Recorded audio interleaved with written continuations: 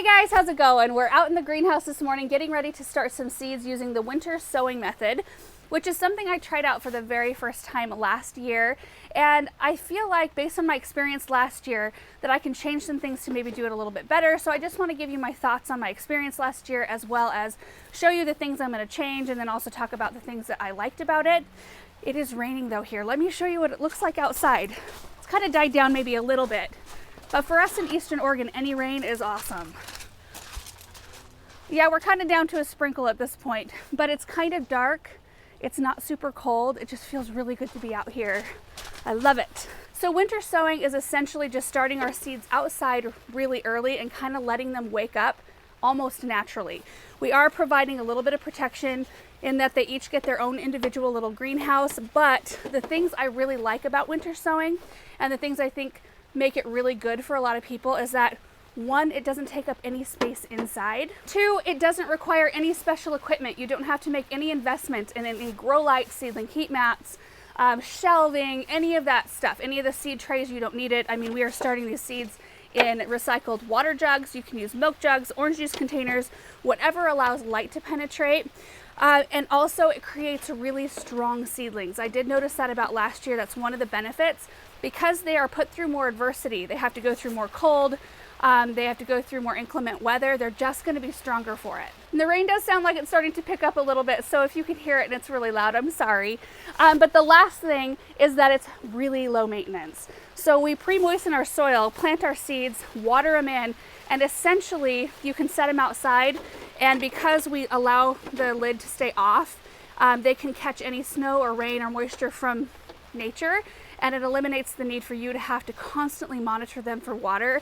And that's one of the things actually I'm going to be doing differently this year. Last year I started my seeds in a seed starting mix because that's just what I'm used to doing.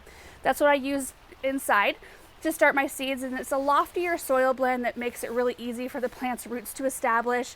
But when you put them outside, even though it's raining today, typically it's really dry here. And when I used the seed starting mix, it just didn't stay moist enough, and I had to water them quite often, and I had to monitor them that way. So this time I'm using the regular, this is organic potting mix here. Several of you suggested that I use that, and I might even top mine up with a layer of vermiculite, which helps keep moisture in and just kind of maintains moisture levels really nicely for me. So let me show you how to prep your container. This one's already done, super easy. The first thing I did was I popped 4 drainage holes in the bottom just using my razor blade here. It was super easy. This plastic is really flimsy. Drainage is very important though. You want to make sure that these containers can drain. Starting to get a little rain inside, condensation. And then I took my razor blade and started cutting right here, kind of below the handle, and went all the way around and stopped just shy of the handle again so that I have like a little hinge here. And that's just super helpful so that they stay in one piece still. And then I did take the lid off. You can toss the lid. We don't need that at this point. And these are actually reusable. So, I mean, you can either gather up through the year or you can clean the ones from last year and use them again. I have this bag full of water jugs and then these 3. So I'm basically going to just plant until I have no water jugs left. So before I actually start planting the seeds, I kind of want to talk about the type of seeds that you can be starting right now. You want to look for anything that's like hardy in your area, hardy perennial flowers, even annual flowers that are really cold tolerant, things that need a cold period in order to germinate. Like I just got my Buried Treasure strawberry seeds, and it actually recommends on the back of the package to put them in the freezer for 3 to 4 weeks before sowing, which is perfect. So they can be outside in the cold freezing temps, and then they can wake up naturally. So those are the types of things. So today we're doing like breadseed poppies, amazing gray poppies, echinaceas. I had really good luck with artichokes last year. I'm going to do some ornamental kale, some larkspurs, things like that. And you can start a lot of your vegetable seeds this way too, especially like the cold tolerant things, Brussels sprouts, cabbage, broccoli, cauliflower. Those can be started now because they can handle quite a bit of cold. I would probably wait on things like tomatoes, peppers, eggplant, those heat loving things. I would wait until maybe next month to winter sow. We're doing ours a little bit earlier even than last year, 1 week earlier, because we're due to have a baby here in 2 weeks, and I really wanted to have some of these things buttoned up and planted. And it's kind of a way, because I don't know what life is going to be like after baby. I have very lofty plans of still starting a bunch of seeds inside. but you never know. So I thought, well, as long as we've got some of these water jugs outside kind of just working away for us and we don't have to maintain them, that's kind of just nice to know that we'll have some flowers and things ready to go. Okay, so I've already got some potting soil in this bowl right here. You can see it's got a little bit of moisture in it actually already, but I want to pre-moisten it a little bit more than this. So I've got some water here. Doesn't take a lot. You don't want it to be sopping wet. I always start with a trowel and then I end up mixing it with my hands. Which is probably what's going to happen today. Yeah. Pre-moistening soil helps in a couple of different ways. First off, it helps you maintain moisture right from the gate because you're not having to water kind of fluffy, dry, powdery soil once you get your seeds in there. It's really hard to get it fully saturated without dislodging your seeds. And that's the other thing. Last year, I put way too many seeds in each one of my water jugs. I just seeded the whole thing really heavy. And what that does is once you tape up your little greenhouse here, you don't really want to have to open it up to get in there. And I had so many seedlings in there that their roots ended up all tangled together and they had to compete for room. So I almost want to spread my seeds out like I'm planting them in a regular seed starting tray rather than seeding them so heavy. And when you have dry soil to begin with, it's hard to keep them right where you want them when you water them in initially. So this is perfect. Look at this. So I'm squeezing the soil, no water's coming out, but it holds its form. So let's fill this up.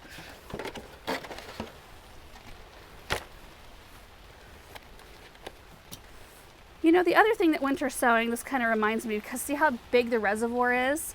Way bigger than your regular seed starting trays, which eliminates the need to transplant into bigger ones. You know, if you start seeds inside, there's a few things I normally have to bump up into a bigger pot, and you don't have to do that with this method. Okay, so let's just go ahead and start with the green globe artichokes, which I got down at my parents' garden center. These are kind of bigger seeds. I'm gonna only start, I think, 4 different locations for these. Just don't judge my nails here, they're pretty dirty now. So last year, I would have just spread these seeds all over the top of the soil surface. This year, if I have them like this, then I can get in with my trowel and kind of cut them apart when I'm ready to plant, make it much better. So I'm gonna put 3 seeds in each one of these holes. See that? It's just about perfect. I'm gonna cover them over. And then I've got some vermiculite down here. This is probably not necessary, not on everything, but it does help. I know in indoor sowing tremendously to help keep moisture levels stable. And then we've got a water bottle here, and this is my initial water in. And for those of you who live in a real wet climate, this might be the only time you have to water them until they're about ready to be planted out in the garden. For me, I'll probably have to water them, oh, I don't know, maybe since I'm using the different soil mix and the vermiculite, maybe once a week I'll check on them. Hopefully I won't have to water them much.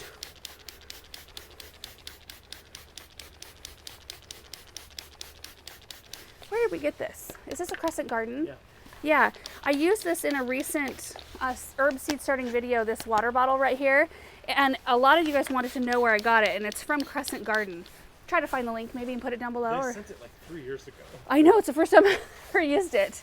They did send it a long time ago, but it sure is nice. I mean, it still works when you tip it upside down and all that business. Okay. So that is done right there. I'm gonna grab my duct tape. Last year I used the clear packing tape. Don't do that. It doesn't stick very well at all. Can't really see if I'm doing that right. Oh, I think I made it all the way around.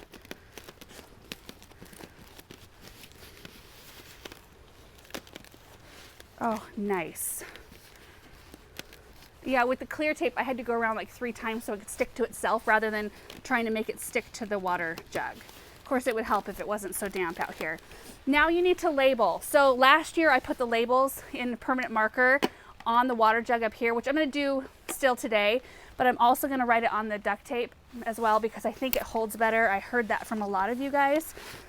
So, okay, hold on. Gotta get down for this part. Oh, that's hard. Maybe I can tip it a little bit. By the end, when I was ready to plant stuff out last year, I could barely read what I had in each one of these.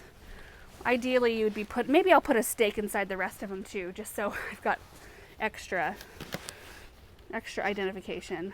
Green globe. I was gonna write golden globe artichoke. Okay, and then I'm also gonna date it. 1/4/21. That one's done. So basically all we do is we take this finished little greenhouse and we set it outside somewhere. Somewhere where it's semi-protected in that it's not going to get wind like crazy. Last year I put mine right in front of the greenhouse, which is what I'll do again. If you put it up against a building, like on the south side of a building where it's going to catch some radiant heat off of that building, I mean, it's a really good protected spot, but it might dry them out a little bit faster if they stay a little bit warmer than they would somewhere else. So just kind of keep that in mind.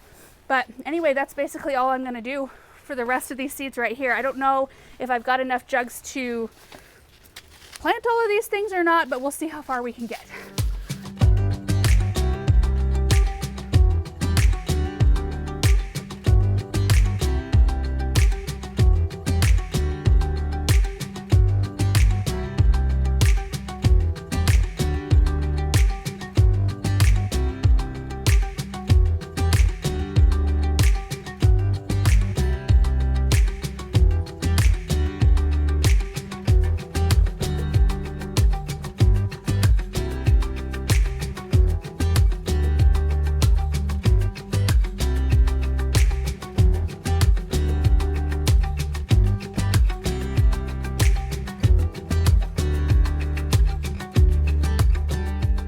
So they're all done. These are my last two right here. I actually brought out 20 packets of seed and I had 20 water jugs. I didn't even plan it that way, but I want to show you where they're all going out here.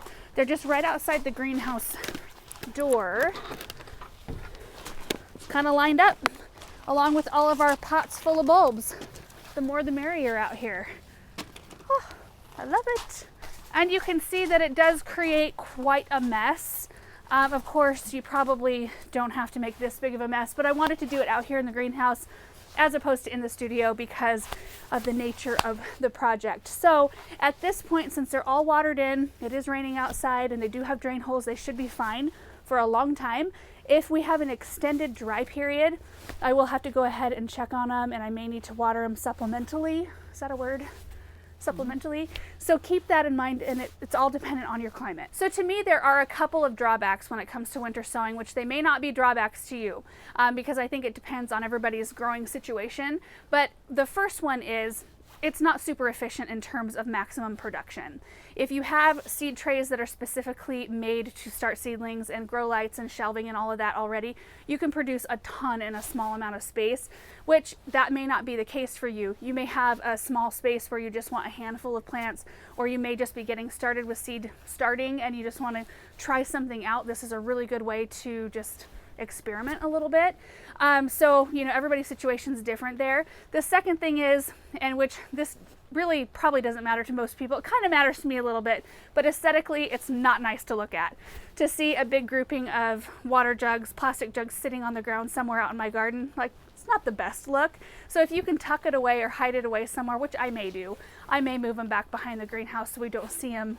But I find that I forget about stuff if I can't see it. So it's one of those things, it may not matter to you, and in the end it doesn't matter to me either, because it's just something fun to do this time of year and get some stuff going. So that's it, you guys. That is my winter sowing for this year up to this point. I may put some more out there as I get more water jugs, or if I find more containers that will work. I might pop some more out there, but it just makes me feel good to have something going and something to look forward to in the way of some really fun, cold tolerant plants. So anyway, thank you guys so much for watching this video. I hope it was helpful to see the process. Let me know if you start winter sowing. I would love to know your experience with it. I learned a lot through the comment section last year of this video and of some of my update videos, and I was able to implement some of those things this year. So thank you for that. So thanks for watching, and we will see you in the next video. Bye.